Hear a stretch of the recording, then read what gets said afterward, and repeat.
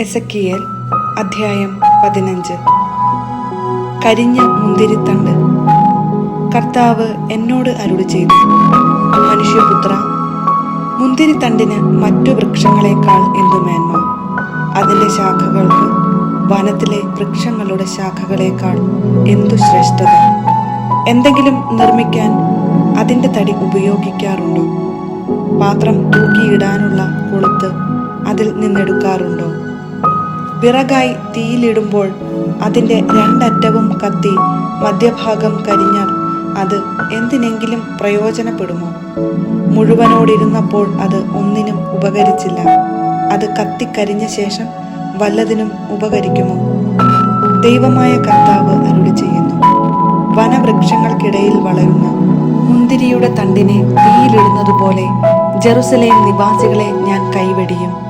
ഞാൻ അവർക്കെതിരെ മുഖം തിരിക്കും. അവർ തീയിൽ നിന്ന് ഓടിയകന്നാലും തീ അവരെ ദഹിപ്പിക്കും. ഞാൻ അവർക്കെതിരെ മുഖം തിരിക്കുമ്പോൾ ഞാനാണ് കർത്താവ് എന്ന് നിങ്ങൾ അറിയും. അവർ അവിശ്വസ്തരായി പെരുമാറിയതുകൊണ്ട് ഞാൻ ആ ദേശത്തെ വിജനമാക്കും. ദൈവമായ കർത്താവ് അരുളി ചെയ്യുന്നു. എസെക്കിയേൽ അധ്യായം 16. അവിശ്വസ്തയായ ജെറുസലേം. കർത്താവ് വീണ്ടും എന്നോട് അരുളി ചെയ്തു, മനുഷ്യപുത്ര, ജെറുസലേമിനെ അവളുടെ മ്ലേച്ഛതകൾ ബോധ്യപ്പെടുത്തുക. ദൈവമായ കർത്താവ് ജെറുസലേമിനോട് അരുളി ചെയ്യുന്നു, നിന്റെ പിതൃദേശവും ജനന സ്ഥലവും കാനാനാണ്. നിന്റെ പിതാവ് അമോര്യനും മാതാവ് ഹിത്യയുമാണ്. നീ ജനിച്ച ദിവസം നിന്റെ പൊക്കിൾ കൊടി മുറിച്ചിരുന്നില്ല. നിന്നെ കുളിപ്പിച്ച് ശുദ്ധി വരുത്തിയില്ല. ദേഹത്ത് ഉപ്പ് പുരട്ടുകയോ പിള്ളക്കച്ചയിൽ പൊതിയുകയോ ചെയ്തിരുന്നില്ല. ഇവയിലൊന്നെങ്കിലും ചെയ്യാൻ ആർക്കും ദയ തോന്നിയില്ല. ജനിച്ച ദിവസം തന്നെ നീ വെറുക്കപ്പെടുകയും വെളിപ്രദേശത്ത് ഉപേക്ഷിക്കപ്പെടുകയും ചെയ്തു. ഞാൻ നിന്റെ അടുക്കലൂടെ കടന്നു പോയപ്പോൾ നീ ചോരയിൽ കിടന്നുരുളുന്നത് കണ്ട് നിന്നോട് പറഞ്ഞു, ജീവിക്കുക, വയലിലെ ചെടി പോലെ വളരുക. നീ വളർന്ന് പൂർണ്ണ യൗവനം പ്രാപിച്ചു. നിന്റെ മാറിടം വളർന്നു, മുടി തഴച്ചു. എങ്കിലും നീ നഗ്നയും അനാവൃതയുമായിരുന്നു. ഞാൻ വീണ്ടും നിന്റെ അടുക്കലൂടെ കടന്നു പോയപ്പോൾ നിന്നെ നോക്കി. നിനക്ക് വിവാഹപ്രായമായെന്ന് ഞാൻ മനസ്സിലാക്കി. എൻ്റെ മേലങ്കി കൊണ്ട് നിന്റെ നഗ്നത ഞാൻ മറച്ചു. ഞാൻ നിന്നോട് സ്നേഹവാഗ്ദാനത്തോടെ ഒരു ഉടമ്പടി ചെയ്തു. അങ്ങനെ നീ എൻ്റേതായി തീർന്നു. ദൈവമായ കർത്താവ് അരുളി ചെയ്യുന്നു, ഞാൻ നിന്നെ കുളിപ്പിച്ച് രക്തം കഴുകിക്കളഞ്ഞ് തൈലം പൂശി. ഞാൻ നിന്നെ ചിത്രത്തുന്നലുള്ള വസ്ത്രങ്ങൾ ധരിപ്പിച്ചു, തുകൽ ചെരുപ്പുകൾ അണിയിച്ചു. ചണച്ചരട് അരയിൽ കെട്ടുകയും പട്ടുടുപ്പ് അണിയിക്കുകയും ചെയ്തു. ഞാൻ നിന്നെ ആഭരണങ്ങൾ കൊണ്ട് അലങ്കരിച്ചു. കൈകളിൽ വളയും കഴുത്തിൽ മാലയും ഇട്ടു. ഞാൻ നിന്നെ മൂക്കുത്തിയും കമ്മലുകളും ധരിപ്പിച്ചു.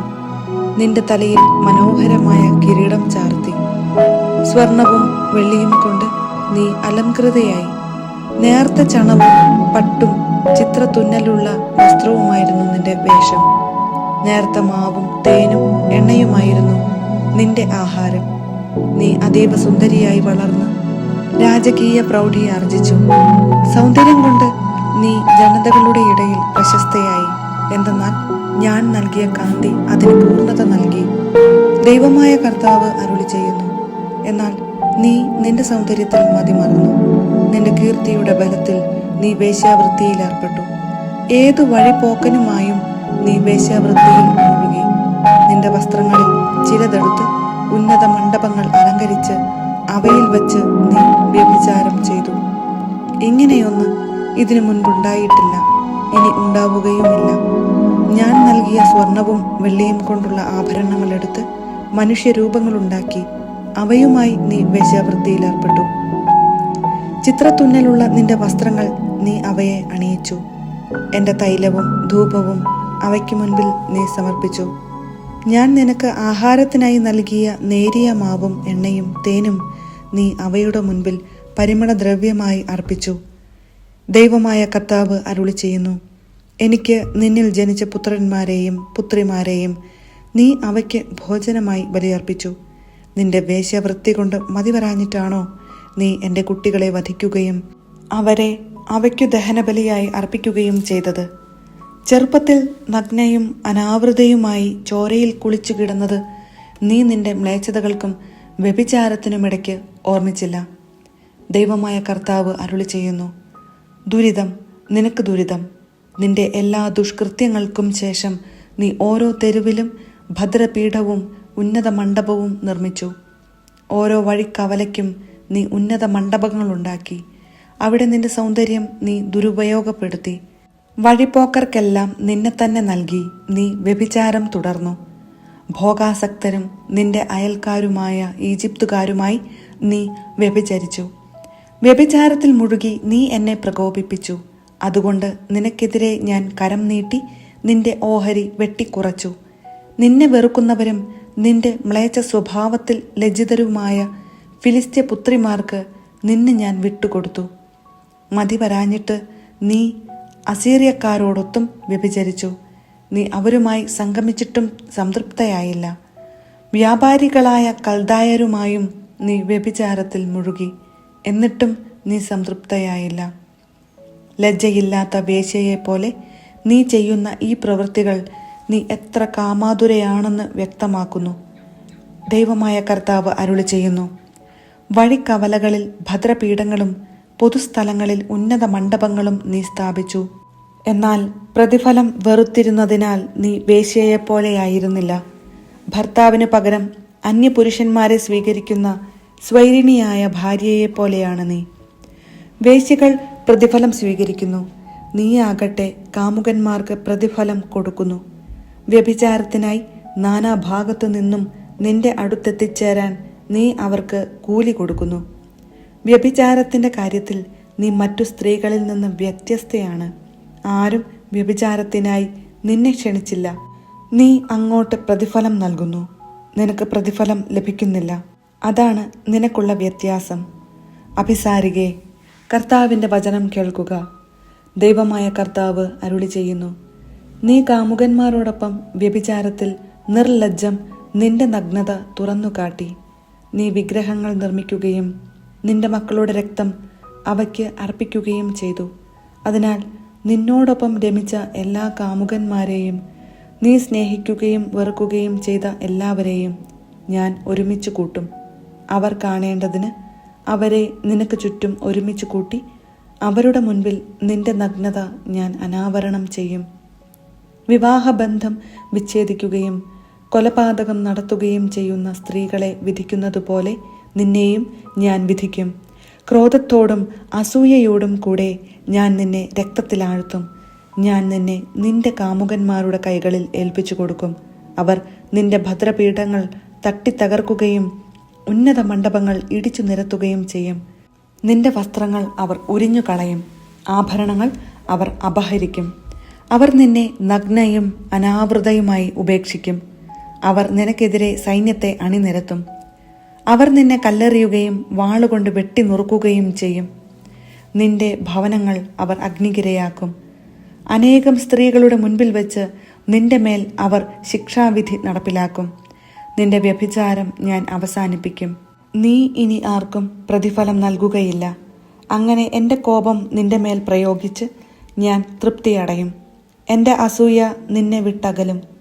ഞാൻ കോപമടക്കി ശാന്തനാകും. നീ നിന്റെ ചെറുപ്പകാലം വിസ്മരിക്കുകയും ഇത്തരം പ്രവൃത്തികൾ കൊണ്ട് എൻ്റെ ക്രോധം ജ്വലിപ്പിക്കുകയും ചെയ്തതിനാൽ നിന്റെ തെറ്റുകൾക്കുള്ള ശിക്ഷ നിന്റെ തലയിൽ തന്നെ ഞാൻ വരുത്തും. നിന്റെ എല്ലാ മ്ലേച്ഛതകൾക്കുമുപരിയായി നീ വേശ്യാവൃത്തിയിൽ ഏർപ്പെട്ടല്ലോ. ദൈവമായ കർത്താവ് അരുളി ചെയ്യുന്നു, പഴഞ്ചൊല്ല് ഇഷ്ടപ്പെടുന്നവർ നിന്നെപ്പറ്റി അമ്മയെപ്പോലെ മകളും എന്ന പഴമൊഴി ഉപയോഗിക്കും. ഭർത്താവിനെയും കുട്ടികളെയും വെറുത്ത അമ്മയുടെ മകളാണ് നീ. ഭർത്താക്കന്മാരെയും കുട്ടികളെയും വെറുത്ത സഹോദരിമാരുടെ സഹോദരിയാണ് നീ. നിന്റെ മാതാവ് ഹിത്യയും പിതാവ് അമോര്യനുമാണ്. നിന്റെ മൂത്ത സഹോദരി സമരിയ ആണ്. അവൾ തൻ്റെ പെൺമക്കളോടൊത്ത് നിന്റെ വടക്കുവശത്ത് താമസിച്ചു. നിന്റെ ഇളയ സഹോദരി സോദോമാണ്. അവൾ തൻ്റെ പെൺമക്കളോടൊത്ത് നിന്റെ തെക്കുവശത്ത് താമസിച്ചു. അവരുടെ പാതയിൽ ചരിച്ചതുകൊണ്ട് നിനക്ക് മതിയായില്ല. അവരുടെ മ്ലേച്ഛതകൾ കൊണ്ട് നിനക്ക് തൃപ്തി വന്നില്ല. അതൊക്കെ നിസ്സാരമെന്ന ഭാവത്തിൽ എല്ലാ തരത്തിലും നീ അവരെക്കാൾ വഷളായി. കർത്താവ് അരുളി ചെയ്യുന്നു, ഞാനാണേ നീയും നിന്റെ പുത്രിമാരും ചെയ്തതുപോലെ നിന്റെ സഹോദരിയായ സോതോമും അവളുടെ പുത്രിമാരും ചെയ്തിട്ടില്ല. നിന്റെ സഹോദരിയായ സോതോമിന്റെ തെറ്റ് ഇതായിരുന്നു. പ്രൗഢിയും ഭക്ഷ്യസമൃദ്ധിയും സമാധാനവും സ്വസ്ഥതയും ഉണ്ടായിട്ടും അവളും അവളുടെ പുത്രിമാരും നിർധനരെയും അഗതികളെയും തുണച്ചില്ല. അവർ ഗർവിഷ്ഠരായിരുന്നു. എൻ്റെ മുൻപിൽ അവർ മ്ലേച്ഛതകൾ പ്രവർത്തിച്ചു.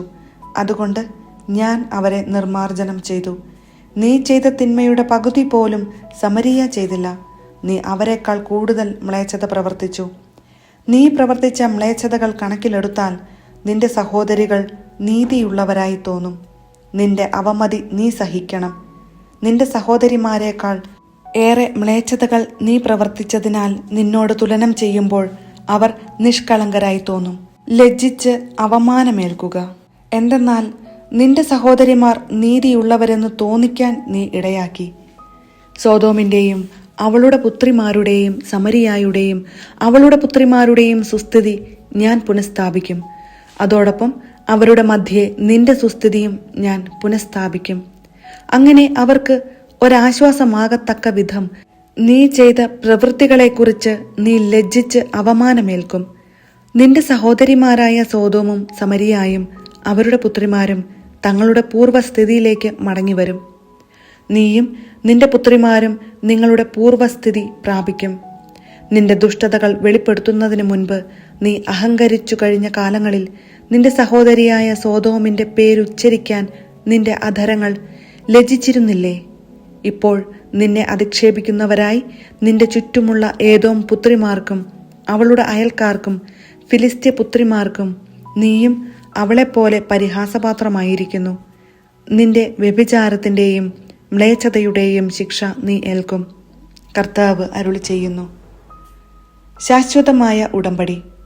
ദൈവമായ കർത്താവ് അരുളി ചെയ്യുന്നു, നീ പ്രവർത്തിച്ചതുപോലെ നിന്നോടും ഞാൻ പ്രവർത്തിക്കും.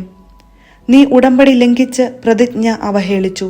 എങ്കിലും നിന്റെ യൗവനത്തിൽ നിന്നോട് ചെയ്ത ഉടമ്പടി ഞാൻ ഓർമ്മിക്കും. നീയുമായി ശാശ്വതമായ ഒരു ഉടമ്പടി സ്ഥാപിക്കുകയും ചെയ്യും. നിന്റെ പ്രവൃത്തികൾ അപ്പോൾ നീ ഓർമ്മിക്കും. നിന്റെ മൂത്തതും ഇളയതുമായ സഹോദരിമാരെ ഉടമ്പടി പ്രകാരമല്ലാതെ തന്നെ നിനക്ക് ഞാൻ പുത്രിമാരായി നൽകും. അവരെ സ്വീകരിക്കുമ്പോൾ നീ ലജ്ജിക്കും. നീയുമായി ഞാൻ ഒരു ഉടമ്പടി സ്ഥാപിക്കും. ഞാനാണ് കർത്താവ് എന്ന് അപ്പോൾ നീ അറിയും.